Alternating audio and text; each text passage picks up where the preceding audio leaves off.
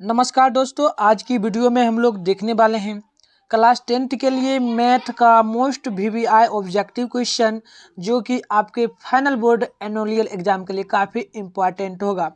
तो अगर आप लोग भी 2023 में एग्जाम देने जा रहे हो तो इस वीडियो को एक बार ज़रूर देखें, क्योंकि जो क्वेश्चन मैं भी आपको बताने वाला हूँ सिर्फ क्वेश्चन में क्या होगा, अंक चेंज रहेगा, नहीं तो सेम इसी प्रकार का क्वेश्चन आपके फाइनल पेपर में एकदम 100% गारंटी के साथ बोलता हूँ रहेगा तो रहेगा। तो आप लोग एक एक वीडियो को देखें। अगर आपको आंसर पता है तो कमेंट बॉक्स खुला होगा, कमेंट बॉक्स में आप लोग आंसर बताएं, और अगर आपको नहीं पता है तो आप समझते चलें। तो फर्स्ट क्वेश्चन है 92/115 का सरलतम रूप क्या होगा। तो सरलतम रूप कहने का अर्थ क्या होता है, पहले आप लोगों को मैं आंसर ही बता दूं।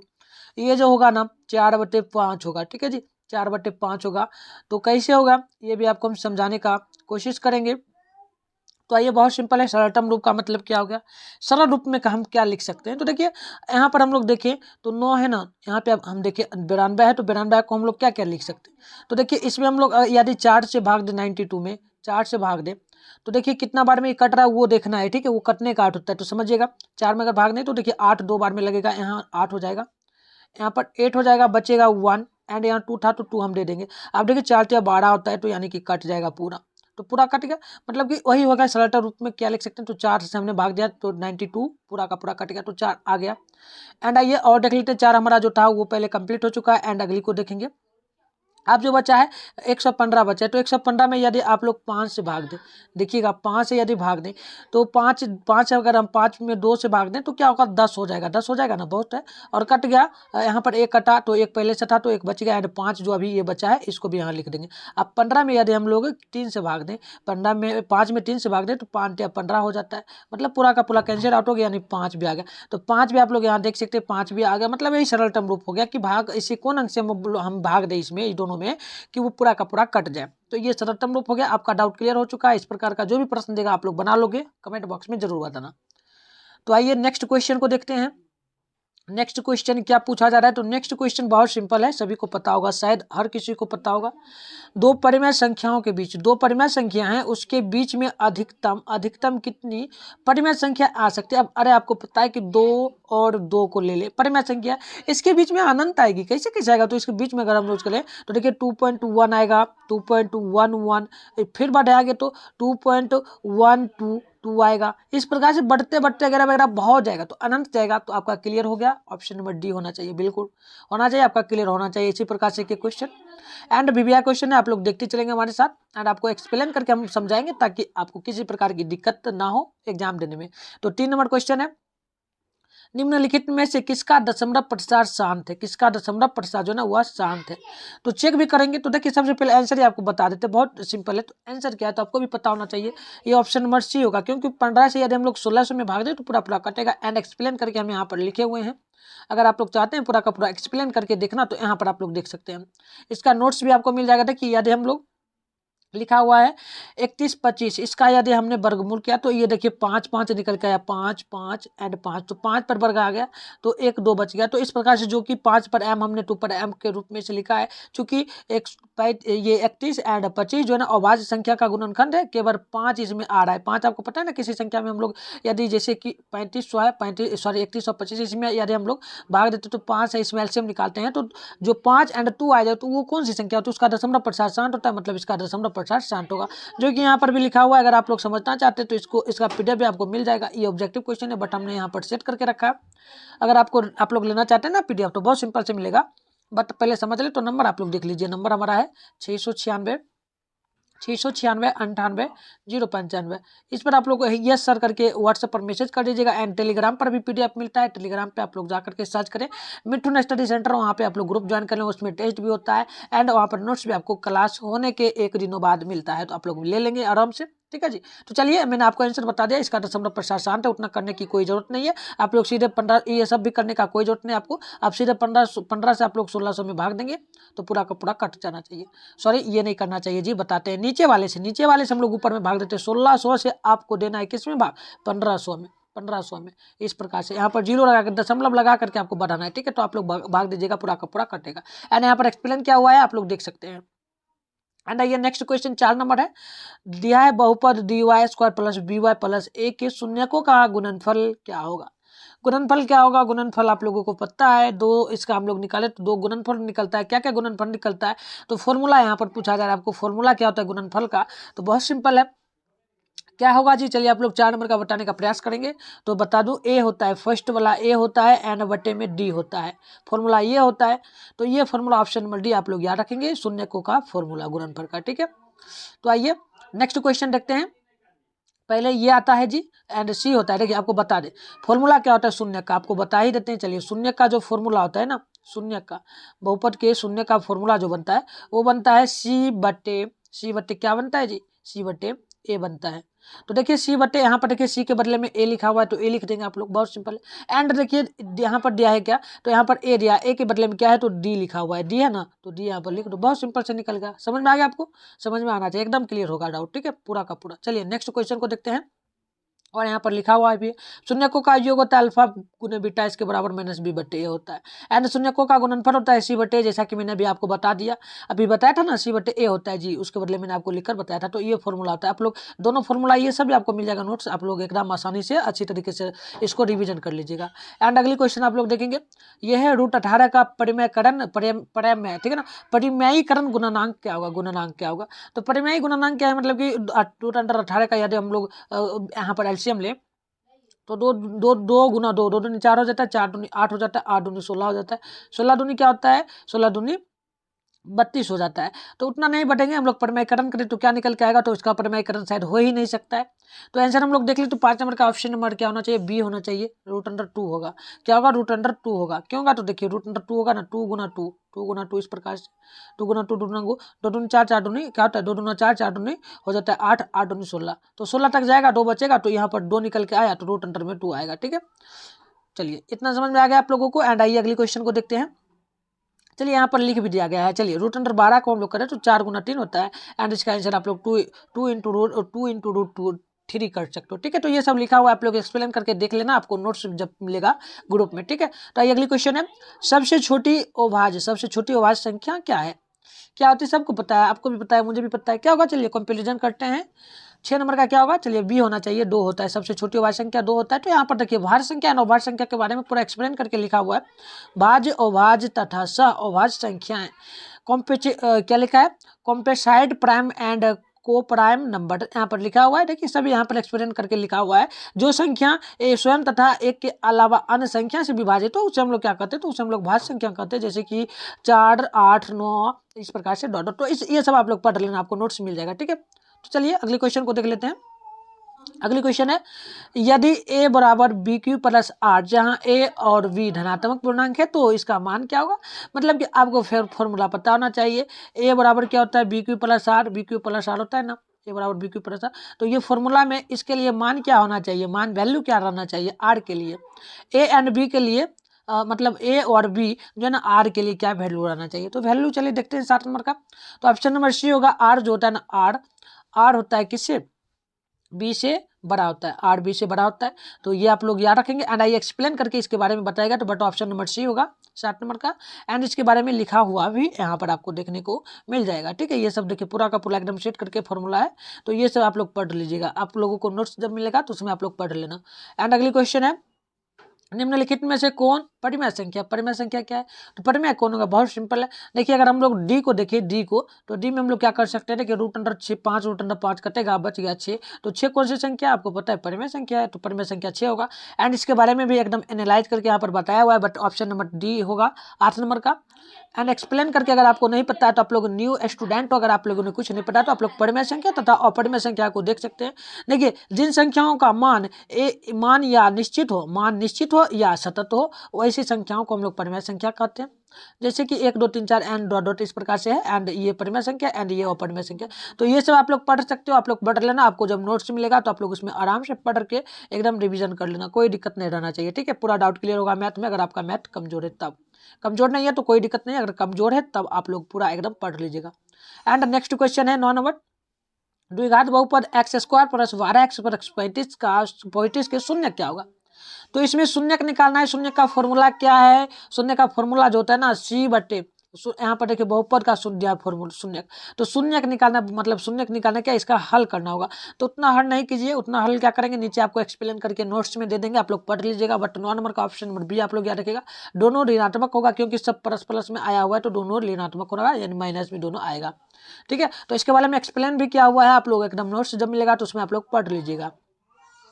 एंड नेक्स्ट क्वेश्चन है, निम्नलिखित में से कौन अपरिमेय संख्या, अपरिमेय कौन है? तो देखिए यहाँ पर अपरिमेय 10 नंबर का आप लोग नोट करें तो √17 का हम लोग वर्ग नहीं कर सकते हैं क्या जी? √17 का वर्ग कर सकते हैं क्या? आप लोग कमेंट करके जरूर बताना। चलिए नहीं कर सकते तो ऑप्शन नंबर सी बिल्कुल राइट होगा। एंड इसके बारे में आप लोग पढ़ सकते हैं परिमेय संख्या। देखिए पूरा का पूरा एनालाइज करके बनाया हुआ है PDF। परिमेय संख्या, अपरिमेय संख्या, परिभाषित एवं चूंकि गुणधर्म एवं उदाहरण, ये सब अपरिमेय संख्या को परिभाषित किया गया है एंड गुणधर्म उदाहरण के साथ में यहाँ पर जो है ना एनालाइज करके पूरा का पूरा लिखा हुआ है। आप लोग पढ़ लीजिएगा, इसको पढ़ लीजिएगा, आसानी से आपको PDF मिल जाएगा। ठीक है, टेलीग्राम में भी मिलेगा एंड व्हाट्सएप में भी मिलेगा। अगर आप लोगों को नहीं पता है नंबर हमारा, तो फिर से नंबर आपको बता दें। अगर आप लोगों को नहीं पता है तो नंबर आप लोग ये देख सकते हैं, इस पर आप लोग कॉन्टैक्ट करके आसानी से ग्रुप ज्वाइन कर सकते हैं। ठीक है जी, ग्रुप ज्वाइन कर लीजिएगा। टेलीग्राम पर जाकर आप लोग सर्च कीजिएगा मिथुन स्टडी सेंटर, वहाँ पर भी आप लोग को टेलीग्राम का ग्रुप मिलेगा, ज्वाइन कर लीजिएगा। एंड अगली क्वेश्चन है 11 नंबर, बहुपद 5y² - 25 के शून्य क्या होंगे? तो शून्य का आपसे पूछा जा रहा है, तो बहुत सिंपल है। हम 11 नंबर का अगर आंसर देखें तो आंसर जो होगा ना क्या होगा, चलिए आंसर नहीं बताते हैं, पहले निकालते हैं। देखिए 5y² है, 5y² - 25 है, 25 है। तो सबसे पहले हम लोग कर क्या सकते हैं, तो बहुत सिंपल है। देखिए हम लोग क्या करेंगे, ये जो √5 है ना, अगर हम लोग y पर से स्क्वायर आता है तो ये बराबर में चला जाएगा, बराबर में नहीं, ये प्लस माइनस में आ जाएगा, एक प्लस में एक माइनस में। जो √25 है, √25 ने बल्कि 5 चला जाएगा, तो देखिए ये एक माइनस में आ गया, एक प्लस में आ गया, तो इसका हम लोग 2 निकाले तो एक प्लस में आएगा, एक प्लस में आएगा √5, चूंकि माइनस में आएगा √5, तो ऑप्शन नंबर सी बिल्कुल राइट होगा। तो इस प्रकार से आप लोग निकाल सकते हैं बहुत सिंपल तरीके से। ठीक है जी, बिल्कुल राइट आंसर होगा सी ऑप्शन 11 का। एंड आइए नेक्स्ट क्वेश्चन को देखते हैं। एक एक क्वेश्चन आपके फाइनल बोर्ड एग्जाम के लिए उपजाऊ है। उपजाऊ का मतलब क्या होता है जी? ये नहीं है कि आप लोग धान खेती कर सकते हो, गेहूं कर रहे हो तो उसमें उपजाऊ, वो नहीं, आपके पेपर में आएगा उपजाऊ, ये मतलब हुआ जी। ठीक है, थोड़ा सा हम बता देते हैं, इसीलिए मजाक थोड़ा सा होना भी चाहिए। आइए 12 नंबर को देखते हैं। एक द्विघाती बहुपद के शून्यकों का योग तथा गुणनफल क्रमशः, शून्यक का योग दिया है 3, गुणनफल -40 दिया है, तो द्विघात बहुपद क्या बनेगा? तो बहुत सिंपल है, हम जब निकालें इसका परिमेय तो क्या कर सकते हैं, सबसे पहले हम लोग द्विघात बहुपद निकालने के लिए क्या करते हैं, सबसे पहले हम लोग x² करते हैं। एक x लेते हैं, क्या क्या लेते हैं तो समझिएगा। सबसे पहले हम x लेते हैं, ठीक है, x लेते हैं एंड y लेते हैं, या फिर y लेते हैं। हमें देखिए 2 चीज ले सकते हैं, तो एक तो x चूंकि x ले सकते हैं, या फिर x चूंकि y ले सकते हैं, कुछ भी ले सकते हैं। तो हम यहाँ पर क्या करेंगे, बहुत सिंपल मेथड से निकालेंगे। यहाँ पे हम लोग सबसे पहले देखिए, तो यहाँ पर 3 दिया है एंड 40 दिया है, तो सबसे पहले x का स्क्वायर आप लोग कर दीजिएगा। एंड यहाँ देखिए क्या दिया है, 3 में क्या दिया है, तो 3 में दिया है प्लस। ठीक है, यहाँ पर प्लस दिया है, तो इसमें आप लोग देखिए 12 का ऑप्शन नंबर हम लोग देखें तो ए बिल्कुल राइट होना चाहिए। इसमें देखिए क्या कर सकते हैं, फॉर्मूला जो होता है ना शून्य निकालने के लिए, एक माइनस यहाँ पर आता है, बट यहाँ देखिए माइनस आता है, यहाँ पर प्लस दिया तो प्लस माइनस माइनस ही रह जाएगा, तो -3x होगा। एंड माइनस पहले से यहाँ पर प्लस होता है, तो माइनस एंड प्लस माइनस हो जाएगा, तो ये कट जाएगा, ये कट करके यहाँ पर माइनस बन जाएगा, तो -40 का हो जाएगा। तो ये फॉर्मूला ये निकल जाएगा द्विघात बहुपद, ऑप्शन नंबर आपका ए बिल्कुल राइट होगा। तो इस प्रकार से आप लोग लिख सकते हैं। देखिए आंसर भी यहाँ पर हम लोग टाइप करके अभी ही रख लिया आप लोगों के लिए, आप लोग देख सकते हैं आंसर जो होता है ना, आंसर वो सब हम पहले ही टाइप करके रखे हुए हैं ताकि आप लोगों को देने कोई दिक्कत नहीं होना चाहिए। ठीक है, आप लोग पढ़ लेंगे एकदम इजी से। आइए नेक्स्ट क्वेश्चन को देखते हैं, बस आप लोग क्लास को धैर्य पूर्वक बनाकर देखिए एंड समझिए। चलिए फॉर्मूला भी लिखा हुआ है, देख लीजिए। द्विघात बहुपद के लिए x² - alpha plus beta x plus alpha beta, तो मैंने आपको माइनस बताया था, यहाँ पर प्लस बताया था, तो इस प्रकार से फॉर्मूला है, इस प्रकार से आप लोग बैठा सकते हैं। तो चलिए यहीं पर एक बार बैठा के दिखा देते हैं। सबसे पहले x² होगा, और यहाँ पर दिया था क्या, तो 3 दिया था, तो माइनस यहाँ पर अल्फा प्लस बीटा का मान यहाँ पर 3 हो जाएगा। एंड देखिए प्लस है तो वहाँ पर माइनस था, तो प्लस माइनस क्या होगा, माइनस हो जाता, तो यहाँ पर 40 दिया था अल्फा इंटू बीटा का मान, तो ये एक ये बन गया द्विघात बहुपद। ठीक है, तो आइए नेक्स्ट क्वेश्चन को देखते हैं। अगली क्वेश्चन जो है वो आपके पेपर के लिए काफी उपजाऊ होगा। युग्म समीकरण दिया है x + 2y, युग्म समीकरण है x + 2y बराबर दिया है 4, एंड अगला है 2x + 4y बराबर 8 दिया गया है। तो इसका हल क्या होगा, तो हल कर ही देते हैं, कोई बड़ी बात नहीं, हल कर देते हैं। देखिए पहली समीकरण को लेंगे x + 2y हो जाएगा, एंड बराबर में 4 ले लेंगे। एंड ये इसमें क्या करेंगे, तो इसमें हम लोग ये समीकरण में अगर हम लोग चाहें तो कर सकते हैं 2 से गुना कर देंगे। समीकरण 2 में गुना कर दीजिए आप 2 से, तो हो जाएगा 4x हो जाएगा, यहाँ पर 4x होगा। एंड यहाँ पे हम लोग देखें तो चलिए यहाँ पर थोड़ा सा मिस्टेक हमने कर दिया, हमें इसमें नहीं करना था, हमें इसमें कर देना है। इसमें हमें क्या करना है, समीकरण 1 में कर देना है 2 से गुना, ठीक है। तो 2 से गुना करेंगे और इसको पहले लिख देते हैं 2x प्लस 4y बराबर में होगा 8, ठीक है। तो यहाँ पर हम लोग 2 से गुना करेंगे तो ये हो जाएगा 2 हो गया, एंड ये हो जाएगा 4, ये हो जाएगा 8। तो यहाँ पर हम लोग करें तो देखिए टोटल कट जा रहा है, टोटल कट जा रहा है। कटने का मतलब क्या, कोई हल ही नहीं होना चाहिए। जब कट ही जा रहा है तो क्या हल होगा इसमें, तो ऑप्शन नंबर आपका डी बिल्कुल सही होगा, अनगिनत हल हो जाएगा। क्या होगा, अनगिनत हल होगा, ठीक है जी, बिल्कुल लाइट होना चाहिए। एंड 13 नंबर का था। एंड ये अगली क्वेश्चन, इसके बारे में आप लोग पढ़ भी सकते हैं एक्सप्लेन करके, अनुपातों की तुलना, ग्राफिया विधि, बीज गणितीय रूपन, ठीक है। तो इस प्रकार से आप लोग पढ़ लेंगे, ये सब प्रतिच्छेदी के लिए, संपाति के लिए जो हल होता है वो आप लोग यहाँ पर पढ़ सकते हैं, ठीक है। तो ये सब आपके लिए लिखा गया है, काफी उपजाऊ होगा, इसको पढ़ लीजिएगा तो काफी क्वेश्चन बनेगा आपके पेपर में, ठीक है। तो आइए अगली क्वेश्चन जो है वो क्वेश्चन क्या है तो उसे भी आप लोग देख लीजिए, काफी सिंपल से है, बहुत इजी तरीके से लिखा है। अर्धवृत्त का कोण होता है, अर्धवृत्त का कोण कितना होता है तो आप लोगों को पता होना चाहिए। ये जो होता है ना 180 डिग्री के बराबर होता है, 180 डिग्री के बराबर होता है। तो इसके बारे में एक्सप्लेन करके यहाँ पर लिखा हुआ है, आप लोग देख सकते हैं, डायग्राम के जरिए यहाँ पर बनाया गया है वृत्त के विभिन्न भाग। तो ये सब लिखा हुआ है, तो आप लोग जिया, वृत्त, व्यास, त्रिज्या, जो केंद्र होता है, ये सब आप लोग यहाँ पर पढ़ सकते हैं, ठीक है। तो यहाँ पर देखिए वृत्त का परिभाषा, फॉर्मूला एवं महत्वपूर्ण ये सब लिखा गया है। तो यहाँ से आप लोग एक एक बातें को पढ़ कर आसानी से याद रख सकते हैं, ठीक है। तो ये सब यहाँ पर लिखा हुआ है एकदम एक्सप्लेन करके, इसका नोट्स पे आपको मिल ही जाएगा। बट आप लोग क्लास को कर रहे हैं तो क्लास कर लो, आराम से आप लोग मैसेज करना क्लास करके, क्योंकि समझोगे नहीं पहले तो आप लोग कैसे आप लोग नोट्स के जरिए पढ़ पाओगे, ठीक, क्योंकि आपका मैथ है तो मैथ में बहुत दिक्कत होता है, ठीक है।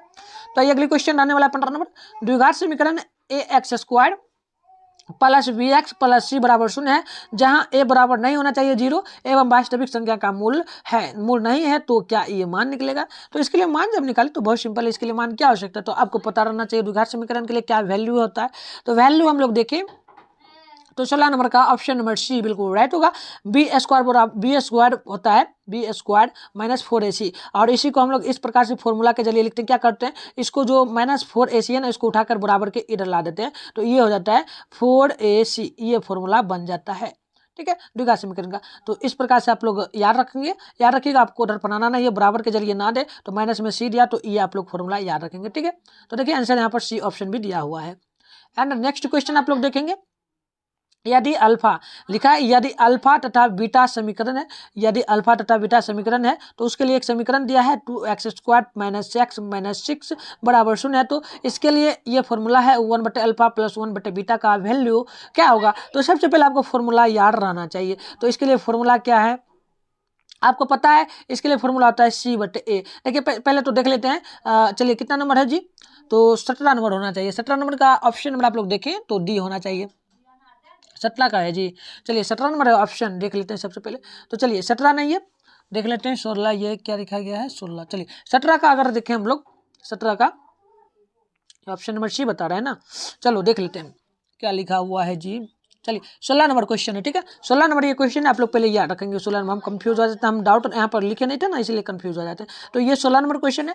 तो देखिए फॉर्मूला क्या होगा 16 नंबर का, तो फॉर्मूला अगर हम लोग देखें तो ये फॉर्मूला बहुत सिंपल बनता है। इसका फॉर्मूला क्या होता है तो हम लिख देते हैं, इसका फॉर्मूला इस प्रकार से यहाँ पर लिख देते हैं, ठीक है।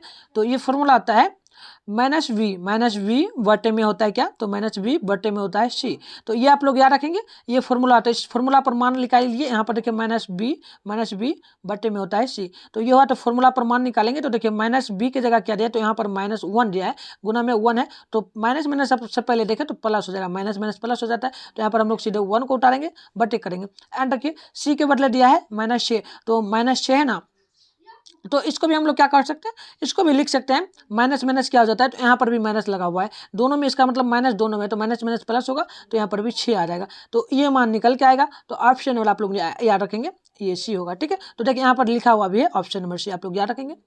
एंड अगली क्वेश्चन देखिएगा, लिखा है समांतर श्रेणी के लिए -3 चूंकि 4 चूंकि 11 चूंकि 18 डॉट डॉट का 21वां पद क्या होगा। तो बहुत सिंपल है, आप लोग इसका आंसर कैसे निकालेंगे, तो सबसे पहले आपको ए ये पता रहना चाहिए, प्रथम पद दिया है 3 एंड द्वितीय पद सेकंड ये समांतर दिया है। अगर आप लोग घटाएं -4 में से माइनस माइनस प्लस हो जाता है, माइनस माइनस यहाँ पर प्लस हो जाएगा 3, तो घटेगा तो ये 7 पूछ जाएगा। तो हमको क्या क्या पता चल गया, ये हमें ए पता चल गया है क्या, तो ए पता चल गया है -3 एंड डी पता चल गया है 7। तो पहले इसको लिख देते हैं साइड में। तो देखिए हमें ए पता चल गया है -3 एंड डी हमें पता चल गया है ये है 7। तो हमें निकालना है 21वां पद। 21वां पद के लिए फॉर्मूला था ए प्लस, यहाँ पर एक घटा के लिखेंगे तो 20d होता है। तो मान निकालिए तो बहुत सिंपल से निकलेगा। एक की जगह आप लोग -3 रख सकते हैं, -3 एंड यहाँ पे प्लस होगा तो प्लस हम लोग दे देते हैं। और 20 से 20 गुना डी का मान क्या है 7, तो 20 गुना 7। तो यहाँ पर होगा क्या -3 प्लस यहाँ पर प्लस होगा 20 सत्ते क्या होता है जी, 20 सत्ते 140 होगा ना। तो चलिए 40 हो गया। अगर हम लोग 140 में घटा दें -3 तो घट के आएगा 100 क्या होगा, माइनस में नहीं प्लस में आएगा, प्लस में आ जाएगा 100 यहाँ पर हो जाएगा 100 क्या होगा जी, चलिए 100 यहाँ पर 37 हो जाएगा। तो ये मान निकल के आएगा। तो ऑप्शन नंबर आप लोग देखिए तो डी बिल्कुल राइट होना चाहिए। ठीक है, ऑप्शन नंबर डी बिल्कुल राइट होगा। आइए 17 नंबर का ये क्वेश्चन था, तो ऑप्शन नंबर आप लोग यहाँ पर डी मिला सकते हैं। ठीक है, तो नेक्स्ट क्वेश्चन क्या है, तो अगली क्वेश्चन आने वाला है, निम्नलिखित में से कौन सा द्विघात समीकरण, द्विघात समीकरण क्या है। तो 18 नंबर है क्वेश्चन, तो आप लोग नोट करेंगे ये होगा, क्या होगा द्विघात समीकरण। तो इसका आप लोग अगर सोल्यूशन करें, इसका सोल्यूशन तो द्विघात समीकरण होगा। अगर कर ही देते हैं, चलिए यहाँ पर लिखा है x³ प्लस माइनस में दिया है x² एंड यहाँ पर हम लोग इसका फॉर्मूला आपको पता होना चाहिए x³ का। इसका फॉर्मूला नहीं कीजिए, सिंपल से निकाल दीजिए, बहुत सिंपल है। अगर हम लोग x का क्यू करें तो यहाँ पर बराबर है, बराबर में हम लोग x का क्यू कर देंगे। ठीक है, सीधे निकाल रहे हैं, उतना फॉर्मूला नहीं करना है आपको। एंड -1 का हम लोग क्यू करें तो 1 का 1 ही रहेगा। तो देखिए x³ कट जाएगा, तो यहाँ पर -x² है और यहाँ पर बराबर में -1 है। तो ये देखिए द्विघात समीकरण होगा। अगर 1 को उठाकर बराबर के इधर डाल दे तो माइनस में x²। ठीक है, ये प्लस में आ जाएगा, बराबर में 0 आ जाएगा। तो ये द्विघात समीकरण होगा। तो ये ऑप्शन नंबर डी ए बिल्कुल राइट होगा। ठीक है, आप लोग इस प्रकार से निकाल कर चेक भी कर सकते हैं। एंड आइए इसके बारे में एक्सप्लेन करके लिखा हुआ है, यहाँ पर आप लोग पढ़ लीजिएगा। ठीक है, एक्सप्लेन करके यहाँ पर लिखा हुआ है। ठीक है, एक्सप्लेन करके लिखा हुआ है, क्लास 10 के लिए भी ऑब्जेक्टिव क्वेश्चन है। द्विघात समीकरण यानी कि क्या लिखा है, क्वाड्रेटिक इक्वेशन। ठीक है, तो ये सब आप लोग पढ़ लीजिएगा। ठीक है, पढ़ लीजिएगा, बहुत सिंपल से देखिए फॉर्मूला, एक एक फॉर्मूला यहाँ पर लिखा हुआ है। ठीक है, द्विघात पर द्विघात गुणनांक ये सब रैखिक ये सब लिखा है चर पद के लिए। ठीक है, तो ये सब फॉर्मूला एक बार याद आप लोग जरूर कर लीजिएगा, क्योंकि यही सब फॉर्मूला आपके फाइनल पेपर के लिए काफी उपजाऊ होगा। ठीक है, तो आइए अगली क्वेश्चन को हम लोग देख लेते हैं। आप लोग बताइएगा क्वेश्चन नंबर क्या है। तो चलिए क्वेश्चन नंबर 19 है और क्वेश्चन है समांतर श्रेणी 80 76 एंड 72 68 दिया है। तो इसके लिए कौन सा पद शून्य होगा। तो चलिए सीधे निकाल देते हैं, आप लोगों को फॉर्मूला नीचे मिल जाएगा पीडीएफ में, आप लोग पढ़ लीजिएगा। तो आंसर होगा ऑप्शन नंबर आपका यहाँ पर 21वां पद होगा। ठीक है, 21वां पद होगा जो कि अभी हमने निकाला था। ठीक है, तो आप लोग देख लेना, ऑप्शन नंबर बी बिल्कुल राइट होगा। एंड आइए इसके बारे में एक्सप्लेन करके आपको मिल जाएगा पीडीएफ के जरिए, आप लोग पढ़ लीजिएगा। ठीक है, आइए अगली क्वेश्चन, यदि समांतर श्रेणी का समान पद यदि दे दिया है 6 चूंकि -4n तो इसका सर्वांतर क्या होगा। तो चलिए निकाल ही देते हैं, बहुत सिंपल है। माइनस दिया है 6 चूंकि -4n, तो इसके लिए हम लोग निकालें तो क्या होगा, फॉर्मूला हम लोग सर्वांतर निकालेंगे। तो हम क्या निकालते हैं, a2 में घटाते हैं a1 को, a2 में हम लोग a1 को घटाते हैं। तो घटाइए, a2 का वैल्यू यहाँ पर क्या दिया है -4 दिया है, तो -4 लीजिए। एंड आइए a3 का देखिए a1 का वैल्यू क्या दिया है, तो 6 दिया हुआ है। तो आप लोग घटा कर यहाँ पर लिखिएगा 6। तो देखिए बहुत सिंपल से निकलेगा, तो ये दोनों जुट जाएगा, ये यहाँ पर तो जुट जा रहा है ना, जुटना नहीं चाहिए। चलिए इसके लिए इस प्रकार से करेंगे, बहुत सिंपल मेथड है, हमने गलत कर दिया। देखिए 6 है एंड माइनस में 4n है। तो इसके लिए हम लोग क्या कर सकते हैं, इसको उठा करके यहाँ पर देखिए बराबर में क्या लिखा हुआ है, बराबर में शून्य दे दीजिए, बराबर में शून्य। अब देखिए 6 और यहाँ पे हम लोग क्या कर सकते हैं 4n कर सकते हैं। ठीक है, तो इसको हम लोग क्या कर सकते हैं, इसको 0 के बदले, ठीक है, इसको उठाकर आपको इधर ला देना है, इसको उठा करके इधर लाना है बराबर की इधर। तो यहाँ पर हो जाएगा बराबर में 4n हो जाएगा। तो आप निकल जाएगा बहुत सिंपल से a2 माइनस a1 निकलेगा। तो फॉर्मूला पर लगाइए, a2 का मान है 4 हो जाएगा। एंड a3 का मान क्या है, तो माइनस लगाएंगे, a1 का मान है 6, तो यहाँ लगेगा। तो घटेगा तो माइनस में 2 आएगा। तो माइनस में 2 तो वैल्यू आना नहीं चाहिए, यहाँ पर भी मिस्टेक हो, चलिए हमसे भी हो जाता है। चलिए हम बहुत बड़ी मिस्टेक किए हैं। पता है आपको कि सबसे पहले 4n किसी संख्या में x लग जाए या n लग जाए तो वो लिखाता है सबसे पहले। तो हम लोग क्या करेंगे, इसके लिए चलिए यहीं से कर देते हैं, थोड़ा सा आप लोग डर बना के रखें, होता है थोड़ा मिस्टेक। ठीक है, तो देखिए हम लोग क्या कर सकते हैं, यहाँ पर दिया है 6 चूंकि 6 माइनस 4n, तो इसके लिए हम लोग बराबर में हम लोग करें, बराबर में शून्य है। तो हम लोग क्या कर सकते हैं, 4n को इधर ही रहने देंगे, 4n को, इसको कुछ नहीं करेंगे। एंड हमें क्या करना है, हमें उठा करके 6 को ला जाना, 6 है ना, 6 को उठा के उधर ले जाना, तो माइनस में 6 आ जाएगा। तो अब हम लोग लगा देंगे वही फॉर्मूला, अब निकल जाएगा, बहुत सिंपल से निकलेगा। तो अब निकलेगा a2 का मान, देखिए a2 का मान दिया है -6, तो -6 लिखिए। एंड देखिए इसका मान क्या दिया हुआ है, तो इसका भी मान दिया हुआ है A1 का यहाँ पे माइनस लगेगा, माइनस से माइनस माइनस प्लस होगा 4 हो जाएगा, तो घट के आएगा -2। तो देखिए -2 वैल्यू आना चाहिए, बट यहाँ पर आंसर नहीं दिया है, तो -2 होना चाहिए था, मिस्टेक हो गया है टाइपिंग में, तो यहाँ पर -2 होना चाहिए। ठीक है, तो ऑप्शन नंबर डी बिल्कुल राइट होना चाहिए। डी नहीं बताया जा रहा है जी, डी नहीं बताया जा रहा है। चलिए, इस क्वेश्चन में थोड़ा सा कन्फ्यूजन है, मुझे भी उतना अच्छी तरीके से एनालाइज नहीं है इस क्वेश्चन को, मैंने शायद देखा है, काफ़ी भी आया है वैसे, तो आप लोग याद रखें, शॉर्ट में हम बता रहे तो उतना नहीं समझ में आ रहा है, आपको हम नेक्स्ट वीडियो में बताएंगे। ठीक है, तो चलिए, इसके लिए आप लोग याद रखिएगा क्या, तो बहुत सिंपल से याद रखिएगा, ये जो अंत वाला अंत में जो पार्ट है ना, ये अंत में, तो इसको आप लोग याद रखिएगा, -4n हो जाएगा, तो ऑप्शन में आप लोग डी नोट कर लीजिएगा, सी। ठीक है, थोड़ा सा हो जाता है मिस्टेक, क्योंकि उतना याद नहीं रहता ना, हमारा भी पढ़ा हुआ बहुत दिन हो गया, तो इसीलिए हम पढ़ा रहे हैं। ठीक है, चलिए नेक्स्ट क्वेश्चन है, 20 नंबर, निम्नलिखित में से कौन समांतर श्रेणी में है? समांतर श्रेणी में कौन होगा, आप लोग कमेंट करें, बहुत सिंपल है। 20 नंबर का क्या होगा जी? चलिए, बिल्कुल होगा, ये आपका ऑप्शन नंबर सी बिल्कुल राइट होगा। ठीक है, यहाँ पर लिखा हुआ है, चलिए ऑप्शन नंबर सी नहीं होगा जी, ऑप्शन नंबर ए होगा, ये होगा। ठीक है, ऑप्शन नंबर ए होगा, आप लोग नोट कर लेंगे। आइए अगली क्वेश्चन को देखते हैं, आप लोग आंसर बताएंगे। मूल बिंदु का नियमांक क्या होता है? मूल बिंदु का, चलिए बिल्कुल बताएंगे आप लोग। चलिए, बिल्कुल राइट आंसर होगा 0, चूंकि 0 होता है, इस प्रकार से एक बनता है, तो यहाँ पर 0 चूंकि 0 क्वाड्रेंट होता है, इसी को हम लोग मूल बिंदु कहते हैं। ठीक है, ऑप्शन नंबर आप लोग यहाँ पर याद रखेंगे, डी। एंड अगले क्वेश्चन आप लोग देखेंगे, दिया है यार, त्रिभुज ABC समांतर है त्रिभुज PQR के, तो PQR बटे BC दिया है 2 और 3, तो इसके लिए एरिया आप लोग त्रिभुज PQR एंड एरिया त्रिभुज ABC का वैल्यू निकालिए। तो वैल्यू क्या होगा? तो वैल्यू आप लोग नोट करेंगे, ये 4/9 ही होगा, 4/9 हो जाएगा। ठीक है, आप लोग नोट करके रखेंगे, 4/9 होगा। बहुत सिंपल है, क्या करेंगे जी, इसको उलट देंगे। ठीक है, इसको उलटिए, तो ये 3 को ऊपर आप लोग ले जाएंगे, एंड 3 को भी ऊपर नहीं ले जाना है। चलिए, इस पर आप लोग वर्ग कर दीजिए, सबसे बेस्ट रहेगा। वर्ग करके देखिए, 4 होगा इसका वर्ग, इसका 9 होगा, तो ऑप्शन नंबर आप लोग ए याद रखेंगे। ठीक है, तो इस प्रकार से आप लोग याद रखेंगे, ऑप्शन नंबर ए होगा बिल्कुल राइट। इसके बारे में यहाँ पर एनालाइज करके आपको दिखाया गया है, त्रिभुजों के लिए, त्रिभुज के बारे में, तो एरिया के बारे में आप लोग पढ़ लीजिएगा इसको। ठीक है, आइए नेक्स्ट क्वेश्चन आप लोग देखेंगे, एंड इसका आंसर बताने का प्रयास करेंगे। क्वेश्चन है, दी गई आकृति में x का वैल्यू निकालिए। x का वैल्यू निकालिए, तो x का वैल्यू क्या होगा? तो आकृति यहाँ पर दी गई है, आप लोग x का वैल्यू निकालिए। तो x का वैल्यू आप लोग नोट करेंगे ना, तो ऑप्शन नंबर सी बिल्कुल राइट होगा। ठीक है, 24 का कितना होगा? तो 60 डिग्री होगा। देखिए, यहाँ पर 60 है, यहाँ पर 50 है, तो आपको पता है ये त्रिभुज इसके समांतर में आ रहा है ना, इसके समांतर में ए पी का, पी के लिए यहाँ पर मान हम इसको x मान लेंगे, तो इसके वैल्यू में हम लोग 60 रख सकते हैं। ठीक है, तो ऑप्शन में आप लोग देख लें, तो सी बिल्कुल सही होना चाहिए, सी दिया है जी।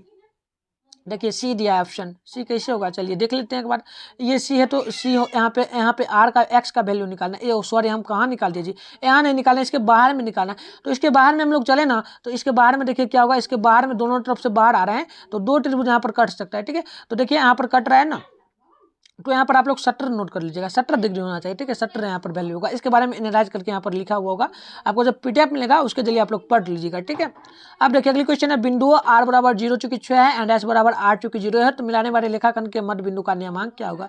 तो इस दोनों को मिलाने के लिए आप लोग रेखाखंड का जो फॉर्मूला था वो मैंने आपको पहले भी भेज दिया, इसमें भी आपको देखने को मिलेगा।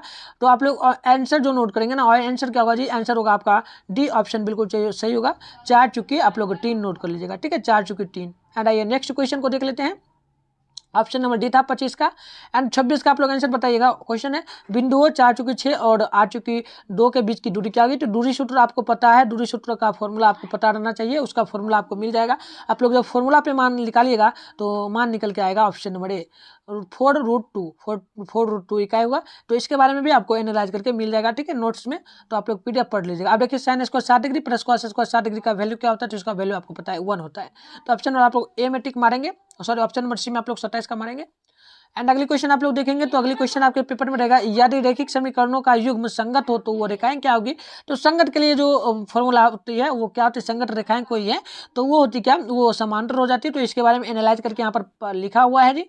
देखिए, यहाँ पर संगतों के बारे में एनालाइज करके सब लिखा हुआ है। ठीक है, यहाँ पर आप लोग पढ़ लीजिएगा इसको, जब नोट्स आपको मिलेगा, नोट्स जब आपको मिलेगा, तो इन सभी बातों को आप लोग पढ़ लीजिएगा ध्यानपूर्वक, ताकि आपका डाउट पूरा क्लियर हो जाए। ठीक है, पूरा आप लोग पढ़ लीजिएगा, बहुत सिंपल से लिखा हुआ है, एक एक मेथड में आप लोग पढ़ लीजिएगा। ठीक है, एंड आइए नेक्स्ट क्वेश्चन को हम लोग देखेंगे अब, और आंसर आप लोग बताने का प्रयास करेंगे। बिंदु दिया हुआ है, बिंदु है -6 चूंकि -5/2 का पाद किस में स्थित है? तो देखिए, यहाँ पर आपको मैंने बताया था इस प्रकार से, एक मैंने आपको क्वाड्रेंट बनाकर सबसे पहले बताया था, ये फर्स्ट क्वाड्रेंट होता है, ये सेकंड होता है, ये थर्ड होता है, ये फोर्थ होता है। तो मैंने आपको क्या बताया था? तो बताया था फर्स्ट में प्लस चूंकि चलिए क्या होता है फर्स्ट में आप लोग बताएंगे।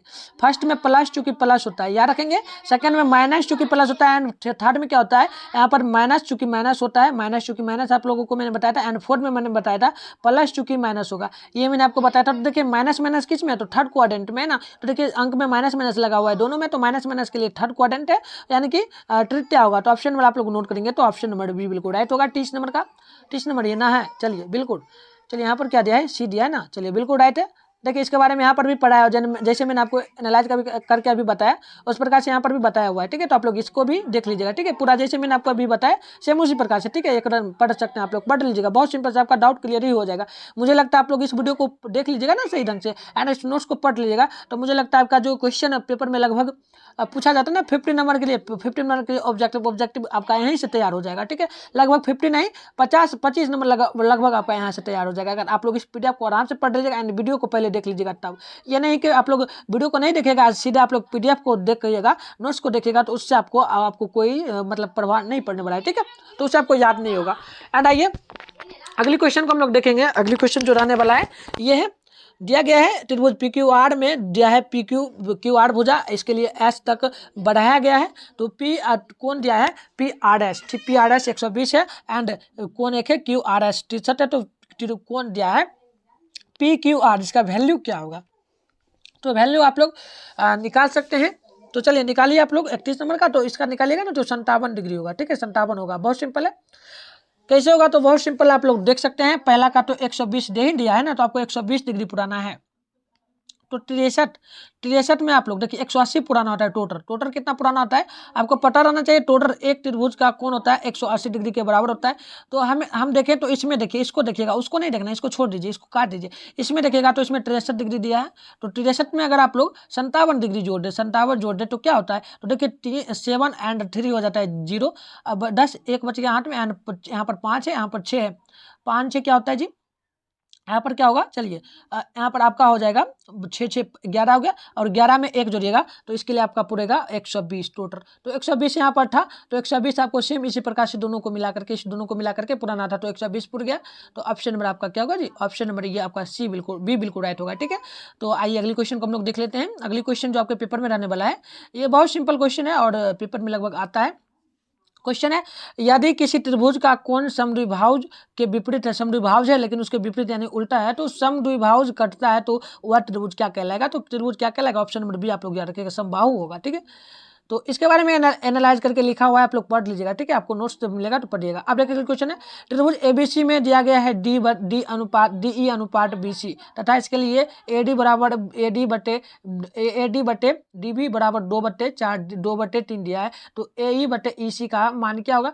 तो बहुत सिंपल है, आप लोग अगर आंसर निकालना चाहे तो इसका उल्टा कर दीजिएगा। 3 को आप लोग क्या कीजिएगा, 3 जो है ना, 3 को उठाकर ऊपर कर दीजिए, एंड ये जो ऊपर में 2 है उसको नीचे कर दीजिएगा, तो यहाँ पर क्या आ जाएगा, 2 को नीचे कीजिएगा तो ये आ जाएगा 3/2। तो ऑप्शन में आप लोग सी नोट कर लीजिएगा, ठीक है। इसके लिए ट्रिक ही है, इसके लिए कोई भी ऐसा अंक दे और आपका वैल्यू इस प्रकार से निकालना हो ना, तो आप लोग इसका ट्रिक आजमाइएगा, ऊपर वाले को नीचे, नीचे वाले को ऊपर कर दीजिएगा, तो ये ट्रिक आप लोग आजमाइएगा। एंड आइए अगली क्वेश्चन जो आपके पेपर में रहेगा, दिया है त्रिभुज एबीसी में जिसके लिए DEF बराबर AB बटे ED DE एंड बराबर में दिया है BC बटे FD। तो इसके लिए समरूप है, तो जब क्या होगा, समरूप ये दोनों है तो इसके लिए मान क्या होना चाहिए, जब समरूप है तो आप लोग देख सकते हैं यहाँ पर बहुत सिंपल सा है मेथड। समरूप होने के लिए वैल्यू क्या है, तो कोण बी बराबर कोण ई होना चाहिए, ठीक है। 2 त्रिभुज है तो इसके लिए कोण एक ये है, तो देखिए ये बी यहाँ पर देखिए बी बीच में है एंड ई बीच में है, तो दोनों इस प्रकार से होगा। तो ये इस प्रकार से अगर त्रिभुज बना होगा ना 2 इस प्रकार से, तो यहाँ पर क्या होगा, यहाँ पर बी होगा और यहाँ पर होगा ई, तो ये दोनों बराबर रहना चाहिए समरूप होने के लिए, आपको पता रहना चाहिए इस प्रकार से समरूप होता है। तो ऑप्शन नंबर आपका यहाँ पर बी बिल्कुल राइट होगा, ठीक है। तो ऑप्शन यहाँ पर देखिए देख लेते हैं, ऑप्शन नंबर सी बताया जा रहा है ना, क्या बताया जा रहा है जी, ऑप्शन नंबर सी बताया जा रहा है। तो देख लेते हैं एक बार, ऑप्शन नंबर सी है क्या 34 का, चलिए 35 नंबर का हम बता रहे हैं, क्या 35 का बता रहे हैं, एक बार देख लेते हैं इसका आंसर, चलिए कोई डाउट नहीं रहना चाहिए। इसका मैंने आपको भी बताया था, क्या इसका मैंने भी बताया था, क्या बताया था आपको, चलिए इसका भी मिस्टेक हो गया, 2 क्वेश्चन का हमने मिस्टेक कर दिया, इसका भी बताया था, क्या भी बताया था ना, समबाहु मैंने इसका बताया था शायद। चलिए इसका मैंने आपको 34 है ना 32 है, इसका मैंने बी बताया था, एंड इसका मैंने आपको क्या बताया था, इसका मैंने सी आपका नहीं, इसका मैं आपको बी बताना था, ठीक है। तो ये देखिए 34 नंबर है, इसका आपको बताना था बी, तो मिस्टेक हो गया थोड़ा सा। आइए इसके लिए आप लोग याद रखिएगा, यहाँ पर देखिए क्या दिक्कत हमने किया, कुछ नहीं हमने किया, थोड़ा सा यहाँ पर हमने गड़बड़ा दिया। इसके लिए देखिए ये दोनों मान वैल्यू है, 2 त्रिभुज इसमें होगा, 2 त्रिभुज होगा तो उसके लिए मान यहाँ पर 2/3 जो है ना वही रह जाएगा। ठीक है, आप लोग देख लीजिएगा, थोड़ा सा हो जाता है डाउट। एंड इसका भी मिला लेते हैं, इनका इसका जो है ना कोण भी बटे कोण बी बराबर कोण डी होगा। ठीक है, आप लोग मिला लीजिएगा एक बार। ठीक है, एक बार आप लोग मिला लीजिएगा, कोई दिक्कत नहीं रहना चाहिए, थोड़ा सा हो जाता है डाउट। एंड आइए अगली क्वेश्चन का जो आंसर रहने वाला है वो आप लोग कमेंट करेंगे, आपको शेयर दिख ही गया होगा। चलिए, दी गई आकृति है पीक्यू में दिया है ओ बार एक केंद्र है, तो वृत्त की स्पर्श करने वाले लेखा ओ क्यू है 3 सेंटीमीटर, तो पीक्यू का मान 4 है, तो ओपी का वैल्यू निकालिए। तो चलिए इसका आंसर देख लेते हैं क्या होना चाहिए। ऑप्शन नंबर बी बताया जा रहा है ना, लगता है हम सही से नोट भी नहीं कर पाए थे क्या। तो चलिए इसका ऑप्शन नंबर सी आपका बिल्कुल राइट होना चाहिए, सी ऑप्शन। ठीक है, आइए सी देख लेते हैं, 4 सेंटीमीटर 5 सेंटीमीटर आपका होगा। ठीक है, तो आइए थर्ड अगली क्वेश्चन रहने वाला है। अगली क्वेश्चन का बी आंसर होना चाहिए, सबसे पहले देख लेते हैं। चलिए ये क्वेश्चन नंबर 34 आपका। ठीक है, दिया है एक्स अक्ष के लिए बिंदु यहाँ पर 8 चुकी 12 है, तो इसके लिए दूरी क्या होगी। तो दूरी आप लोग नोट करेंगे ना, तो दूरी होगा ऑप्शन नंबर आप लोग बी नोट कीजिएगा। ठीक है, 12 इकाई होगा, क्या होगा 12 इकाई, आप लोग नोट कर लीजिएगा। एंड आइए अगली क्वेश्चन को देख लेते हैं। अगली क्वेश्चन क्या होगा, अगली क्वेश्चन जो है ना ये आप लोग नोट कीजिएगा 35 का। ठीक है, 35 है, वृत्त के किसी बिंदु पर खींची गई स्पर्श रेखा और उस बिंदु से जाने वाली त्रिज्या के बीच का कोण क्या होगा। ठीक है, एक वृत्त है, इसके बीच में एक कोण जा रहा है। ठीक है, एक स्पर्श रेखा खींची गई है यहाँ पर और इसके बीच में जो एक वृत्त बना है छोटा सा, तो इसका वैल्यू क्या होता है। तो वैल्यू वृत्त के बीच में क्या होता है, आपको ओ के अंदर मान सकते हैं, तो इसके लिए आप लोग वैल्यू निकालिएगा। तो क्या होगा, चलिए 36 है ना जी, 35 है, 35 का आप लोग देखेंगे तो ये होता है 90 डिग्री के बराबर, क्योंकि स्पर्श रेखा पर लंबवत गिरती है तो 90 डिग्री के बराबर होता है, आपको पता है। एंड आइए अगली क्वेश्चन को देखेंगे आप लोग। अगली क्वेश्चन जो रहने वाला है, देखिए यहाँ पर गलती क्यों हो रहा था आपको बता दें। गलती होने का रीजन है क्योंकि हमने क्वेश्चन का नंबर जो ना वो सेट करना हम भूल गए थे, जिसके कारण से हमें डाउट हो गया। ठीक है, तो कोई नहीं, थोड़ा सा हो गया मिस्टेक, आप लोग मिला लीजिएगा। ठीक है, थोड़ा सा हो गया था। एंड अगली क्वेश्चन है, एक क्वेश्चन और है, दी गई आकृति में टीपी और टीक्यू है, तो स्पर्श रेखा ओ केंद्र पर क्या करे, वृत्त कर रही है, तो इसके लिए मानते कौन पी टी क्यू का 50 है एंड इसका मान क्या होगा। तो आप निकालिएगा इस फॉर्मूला इस डायग्राम को देख करके। तो डायग्राम को देखिए, इसका देखिए डी का यहाँ पर दिया है, देखिए त्रिभुज क्या दिया है, त्रिभुज पी टी क्यू का, त्रिभुज है पी एंड दिया है पी टी, उसके बाद क्या दिया हुआ है क्यू, तो इसका पूरा मान दिया हुआ है कितना, तो 50 डिग्री है। तो हमें निकालना है पी ओ क्यू का, मतलब इसका हमें मान निकालना है पी ओ क्यू का। चलिए पूरा काट के आपको दिखा देते हैं। चलिए पूरा कट गया एंड आइए यहाँ से आप लोग देखेंगे तो इसका मान हमें निकालना है। तो इसका मान शायद आधा होना चाहिए, क्योंकि ये पूरे त्रिभुज का मान है तो इसमें आधा मान घटेगा। ठीक है, तो 50 में से आधा घटना चाहिए, तो देख लीजिए आंसर क्या होगा, ए होना चाहिए। चलिए ए होगा क्या, एक बार आप लोग मिलाने का प्रयास करेंगे।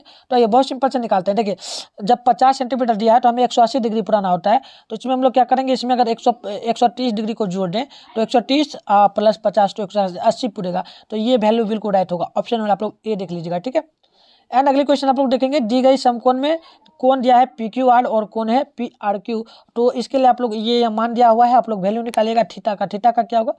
तो देखिए इसका भी वैल्यू ऑप्शन नंबर आप लोग देखेंगे तो ए बिल्कुल राइट होगा, 30 डिग्री के बराबर हो जाएगा। ठीक है, आप लोग देख लीजिएगा, ऑप्शन नंबर ए बिल्कुल राइट होगा। एंड आप लोग देखेंगे नेक्स्ट क्वेश्चन, तो नेक्स्ट क्वेश्चन आने वाला है, इसका भी आप लोग आंसर देखिएगा। क्वेश्चन है यदि टेन थीटा बराबर 10 ए बराबर 3/4 है, तो यहाँ पर cos ए का मान निकाले, इसका उल्टा होता है ना, तो इसका उल्टा आप लोग कर सकते हैं, बहुत सिंपल है। तो देखिए ऑप्शन नंबर आपका ए बिल्कुल सही होगा, ये होगा 3/5। ठीक है, तो देखिए इसके लिए मान निकाला हुआ है, आप लोग यहाँ पर देख लीजिएगा, एक कोण यहाँ पर बना दिया गया है त्रिभुज, एंड ये साइन थीटा बराबर y/r होता है, तो cos थीटा x/r, तो टेन थीटा बराबर y/x होता है। तो इस प्रकार से वैल्यू आप लोग मान याद रखिएगा। ठीक है, तो इस प्रकार से निकलेगा। एंड आइए 39 नंबर क्वेश्चन है, क्वेश्चन बहुत सिंपल है, कॉट 44 डिग्री बटे 10 46 डिग्री। ठीक है, तो इसका वैल्यू क्या होगा, तो देखिए इसका वैल्यू बहुत सिंपल है, आपको पता रहना चाहिए। इसका मान 1 होगा, क्यों होगा, तो देखिए कर देते हैं। यहाँ पर हम लोग लिख सकते हैं, जब हम लोग लिखेंगे कॉट यहाँ पर लिखा हुआ है कॉट 44 में हम लोग 90 डिग्री, 90 यहाँ पर देखिए क्या कर सकते हैं, 90 माइनस 44 डिग्री लिख सकते हैं इस प्रकार से। एंड नीचे वाला जो टेन थीटा है 10 46 डिग्री, इसको हम लोग लिख लेंगे वैसे ही। तो इसको जब लोग लिखेंगे तो कॉट को हम लोग बदल सकते हैं 10 में, तो 10 हो जाएगा, 10 क्या होगा 10 हो जाएगा। यहाँ पर देखिए 90 में से 44 घटेगा तो 46 हो जाएगा, और पहले से 90 में 10 46 दिया हुआ है तो दोनों कटेगा, तो ऑप्शन नंबर ए आपका बिल्कुल, ऑप्शन नंबर डी बिल्कुल राइट होगा। ठीक है, तो डी बिल्कुल सही होना चाहिए। एंड आइए अब जो है कितना नंबर क्वेश्चन है तो देखिएगा, अगली क्वेश्चन जो है ना ये है बोल देते हैं आपको पहले 40 नंबर है क्वेश्चन है, निम्नलिखित में से किसका मान सबसे अधिक होता है, तो सबसे अधिक मान आपको पता रहना चाहिए, टेन थीटा 10:45 डिग्री का मान सबसे अधिक होता है, ठीक है। ऑप्शन में आपका ए बिल्कुल सही होना चाहिए। चलिए एक एक क्वेश्चन को देखते चलेंगे। आप क्वेश्चन है, यदि एक वृत्त की परिधि दिया है 28 सेंटीमीटर, तो इसकी त्रिज्या क्या होगी, तो वृत्त की परिधि से जो होता है ना, देखिए वृत्त का क्षेत्रफल ये सब फॉर्मूला यहाँ पर लिखा हुआ है, ठीक है। तो सीधे से आपको आंसर बता दें, आंसर जो होगा ना बहुत सिंपल सा होगा, क्या होगा चलिए देख लेते हैं। ऑप्शन में आपका ए बिल्कुल सही होना चाहिए, 4 सेंटीमीटर होगा, ठीक है। क्या होगा चलिए ऑप्शन देख लेते हैं क्या सही है ना जी। चलिए नहीं ये नहीं होगा, चलिए 41 नंबर है तो 28 सेंटीमीटर होगा, ठीक है 28 सेंटीमीटर होगा। तो इसके लिए फॉर्मूला यहाँ पर लिखा हुआ है, आप लोग देख लीजिएगा एक बार, इसको पढ़ लीजिएगा, आपको नोट्स मिलेगा ना, तो इस प्रकार से फॉर्मूला सब इस प्रकार से लिखा हुआ है, ठीक है। एक एक फॉर्मूला यहाँ पर एनालाइज करके लिखा हुआ है, आप लोग पढ़ लीजिएगा, इसको बहुत सिंपल से समझ लीजिएगा, ठीक है। आप लोग समझ लेना, ये सब यहाँ पर एक एक करके लिखा हुआ है, एक एक फॉर्मूला, आप लोग एक एक फॉर्मूला को पढ़ लीजिएगा तो कोई दिक्कत नहीं होगा, हर क्वेश्चन आपका हल हो जाएगा, ठीक है। तो आप लोग पहले भी फॉर्मूला के बारे में आप लोग मुझसे कह रहे थे कि फॉर्मूला भेजिए, तो ये काफ़ी इंपॉर्टेंट है, इसलिए मैंने आपको इसे ये पढ़ा रहा हूँ, ठीक है। ये वीडियो काफ़ी इंपॉर्टेंट है आपके लिए, एंड नोट्स भी आपके लिए काफ़ी इंपॉर्टेंट होगा, तो आप लोग देख लीजिएगा इसको एक बार, और आपको फॉर्मूला का कोई जरूरत नहीं होगा, ठीक है। एंड अगली क्वेश्चन है, यदि त्रिभुज पी क्यू आर बराबर पी क्यू आर है, चूंकि आर पर यह समकोण है, तो इसमें साइन पी प्लस क्यू का वैल्यू क्या होगा, तो सीधे हमको आपको आंसर ही बताते हैं, ये होगा क्या, तो ये होगा 1 के बराबर होगा, ठीक है। ऑप्शन नंबर आपका यहाँ पर भी बिल्कुल राइट होगा। चलिए नेक्स्ट क्वेश्चन है, आंसर बताने का आप लोग प्रयास करेंगे। अगली क्वेश्चन है, यदि α/4 है 15 डिग्री, तो 3√3 cos एक अल्फा का वैल्यू क्या होगा, तो डिटेल्स का नोट कीजिएगा ना, तो बहुत सिंपल से होगा, ऑप्शन नंबर आपका ये होगा बी बिल्कुल सही, यानी 2 होगा, ठीक है। बहुत सिंपल, आप लोग एनालाइज करके इसको देख सकते हैं, इस पर आपको पीडीएफ मिलेगा, आप लोग समझ लीजिएगा, ठीक है। अब देखिए बहुत सिंपल है, यदि R1 तथा R2 त्रिज्या वाले वृत्तों का क्षेत्रफल है, तो क्षेत्रफल का योग है, तो R त्रिज्या वाले वृत्त के क्षेत्रफल बराबर किसके होगा, तो आप लोग वैल्यू याद करके रखिएगा, ये वैल्यू होता है R1 का स्क्वायर प्लस R2 का स्क्वायर बराबर R स्क्वायर, ठीक है। तो ऑप्शन नंबर आप लोग सी नोट कर लीजिएगा, ठीक है। ऑप्शन नंबर सी बिल्कुल सही होगा, देख लेते हैं सही है ना, चलिए बिल्कुल सही है। एंड अगली क्वेश्चन देखिएगा, साइन 90 माइनस ए का वैल्यू क्या होता है, तो साइन को हम लोग बदल सकते हैं, कॉस में ये आपको पता है, और 90 ए है तो ए हम लोग लिख सकते हैं, तो इस प्रकार से कॉस ए होगा, ठीक है। तो ऑप्शन नंबर आपका डी बिल्कुल राइट होगा 45 का। एंड आइए नेक्स्ट क्वेश्चन को देख लेते हैं, कुछ डाउट हुआ था आगे, ठीक है, आप लोग गुस्सा मत करो, हो जाता है, हमने क्या क्या क्वेश्चन को नहीं सेट किया था, ऑप्शन नंबर ए क्वेश्चन 1 2 इस प्रकार से हमने नहीं लिखा था ना, इसीलिए थोड़ा सा हो गया, बट कोई बात नहीं, आप लोग समझ लीजिएगा, ठीक है, थोड़ा सा हुआ मिस्टेक। एंड अगली क्वेश्चन है, 15 सेंटीमीटर लंबी सीढ़ी का ऊर्ध्वाधर दीवार के शीर्ष तक पहुंचती है, तो सीढ़ी से या तो आप लोग यहाँ से थोड़ा इसको इधर काट देते हैं, इधर कर लेते हैं, ठीक है। तो आइए इसको इधर कर लेते हैं, चलिए। तो इसके लिए हम लोग यदि सीढ़ी की दीवार के साथ 30 डिग्री का कोण बनाती है, तो दीवार की ऊंचाई क्या होगी, तो ऊंचाई आप लोग नोट कर लीजिएगा, मैं आपको यहाँ पर सोल्यूशन नहीं बताने वाला हूँ, बट आपको आंसर बता दूँ, ऑप्शन नंबर आप लोग नोट करेंगे ना, तो ऑप्शन नंबर आपका बी बिल्कुल राइट होगा, ठीक है जी, बी बिल्कुल राइट होगा, और जो 7.5 मीटर, ठीक है। तो इसके लिए एनालाइज करके आपको मिल जाएगा पीडीएफ, आप लोग देख लीजिएगा, ठीक है। अगली क्वेश्चन है 10 cot 1 डिग्री, चूंकि cot 89 डिग्री का मान क्या होगा, तो देखिए cot पहले सबसे पहले तो cot हो जाएगा, और 1 + 89 90 डिग्री होता है, तो cos 90 डिग्री का वैल्यू क्या होता है, ये आपको याद रहना चाहिए, तो बिल्कुल राइट होना चाहिए, ये होगा क्या 1 के बराबर होता है, तो ऑप्शन और आप लोग ए बिल्कुल नोट कर लीजिएगा, ठीक है। आंसर भी यहाँ पर मिल जाएगा आपको, ठीक है। चलिए नेक्स्ट क्वेश्चन है, दिया है आर त्रिज्या वाले गोला के संपूर्ण पृष्ठ का क्षेत्रफल क्या होता है, तो ये जो होता है ना आर मतलब कि त्रिज्या के गोले का संपूर्ण क्षेत्रफल क्या होता है, फॉर्मूला आपसे पूछा जा रहा है, ठीक है। तो चलिए फॉर्मूला जो होगा ना, ऑप्शन में आप लोग डी नोट कर लीजिएगा, 4πr² इकाई वर्ग, तो ऑप्शन में आप लोग इस प्रकार से डी नोट कर लीजिएगा। एंड इसके बारे में पूरा त्रिज्या के बारे में, गोला के बारे में एक एक परिभाषा, एक एक फॉर्मूला यहाँ पर दिया हुआ है, लगभग 8 फॉर्मूला है, आप लोग इसे आराम से पढ़ लीजिएगा, नोट्स आपको जब मिलेगा तो पूरा आप लोग एनालाइज करके इसको पढ़ लीजिएगा, सीधा आपका जितना भी डाउट है, जो भी फॉर्मूला आपको नहीं पता, आप लोग एक एक फॉर्मूला को पढ़कर डाउट क्लियर कर लीजिएगा, ठीक है। तो चलिए आज की क्लास कैसी लगी आप लोग कमेंट करके जरूर बताएं, एंड आपको पीडीएफ लेना है, नोट्स लेना है, मतलब ये सब आपको लेना है, तो आपको क्या करना है, अगर आप लोग न्यू स्टूडेंट हो तो आप लोग मेरा नंबर ले सकते हो, आपको नंबर हम दे देते हैं, चलिए नंबर है 600, देख लीजिए 6096, यहाँ पे लिख देते हैं, चलिए 6000969898 इस पर आप लोग यस सर करके व्हाट्सएप ग्रुप में ज्वाइन करना चाहते हो तो यस सर करके नोट मैसेज कीजिएगा, पहले चैनल को सब्सक्राइब कर लीजिएगा, ठीक है, ये काफी इंपॉर्टेंट होता है। उसके बाद आप लोग अगर टेलीग्राम पे ज्वाइन करना चाहते हैं, टेस्ट देना चाहते हैं, तो उस पर जाकर के आप लोग टेलीग्राम पे सर्च कीजिए मिठुन स्टडी सेंटर, या फिर उतना नहीं करना तो आप लोग नीचे आपको WhatsApp group and Telegram group का लिंक भी मिलेगा वीडियो के डिस्क्रिप्शन बॉक्स में, वहाँ जाकर आप लोग ज्वाइन खुद से भी कर सकते हैं। तो चलिए मिलते हैं किसी और वीडियो के साथ, तब तक के लिए आप तमाम बच्चों को जय हिंद एंड साथ में बाय बाय।